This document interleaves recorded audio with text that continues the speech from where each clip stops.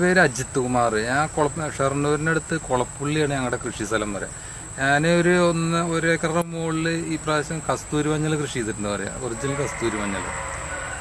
അത് ഇതാണ് ഒറിജിനൽ കസ്തൂരി മഞ്ഞൾ. ഇങ്ങനെ വെള്ള കളറാണ് ഉണ്ടാവുക. വെള്ള കളറ്, അതിൻ്റെ ഉള്ളിൽ ഒരു ക്രീം കളറും, പിന്നെ ഇതൊരു കൽപ്പൂരത്തിൻ്റെ സ്മെല്ലൊക്കെയാണ് ഉണ്ടാവുക. അത് മുഖ സൗന്ദര്യ വസ്തുക്കൾക്ക് വേണ്ടിയിട്ട് ഉപയോഗിക്കുന്നതാണ്. പിന്നെ കസ്തൂരി മഞ്ഞൾ സോപ്പൊക്കെ ഉണ്ടാക്കാൻ വേണ്ടിയിട്ട്, കസ്തൂരി മഞ്ഞൾ സോപ്പിനൊക്കെ വിപണി സാധ്യതയുള്ള സാധനമാണ് ഇത് പറയും. പിന്നെ ശരിക്കും മഞ്ഞക്കൂവ എന്ന് പറഞ്ഞ സാധനം വേറെ ഒരു സൈസാണ്. അതാണ് ഞങ്ങളുടെ ഇവിടുത്തെ ഈ അങ്ങാടി മരുന്ന് കടകളിലും ഈ തൃശ്ശൂർ പച്ചമരുന്ന് മാർക്കറ്റിലൊക്കെ ഈ കസ്തൂരി മഞ്ഞൾ എന്ന് പറഞ്ഞു വരുന്ന ഇങ്ങനെ ഒരു സാധനമാണ്. അതിനിങ്ങനെ ഒരു ബോൾ പോലെ വെള്ളം ശേഖരിക്കാനൊക്കെ തൂങ്ങി നിൽക്കണുണ്ടാവും. ആ സാധനം ഇതാണ്. ഇങ്ങനെ ഒരു മഞ്ഞ കളറാണ് വരിക അറിയാം.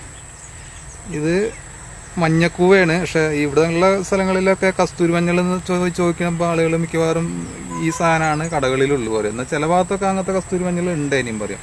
പിന്നെ ഇത് പിന്നെ മാങ്ങഞ്ചിയാണ്. ഇത് മാങ്ങഞ്ചി പറഞ്ഞു കഴിഞ്ഞാൽ പെട്ടെന്ന് ആളുകൾക്ക് മാങ്ങഞ്ചി പറഞ്ഞാൽ ഇത് അച്ചാറിടുന്ന സാധനമാണ് പറയും. ഈ മാങ്ങഞ്ചി എന്ന് പറഞ്ഞു കഴിഞ്ഞാൽ ശരിക്കൊരു കളർ ഇങ്ങനത്തെ ഒരു മഞ്ഞ കളറായിട്ടാണ് വരിക. അത് ഒന്നും കൂടി മൂത്ത ഒന്നും കൂടിയും കളർ വരും. പിന്നെ ഇതിന് പറഞ്ഞൊരു മാങ്ങയുടെ സ്മെല്ലുണ്ടാവും പറയും. ഭയങ്കര കട്ടുള്ള സാധനമാണ് ഇത്. ഒരു മാങ്ങയുടെ സ്മെല്ലാണ് ഇതിനുണ്ടാവുക. ഇത് അച്ചാറിടാൻ പറ്റുന്നതാണ്. ഇത്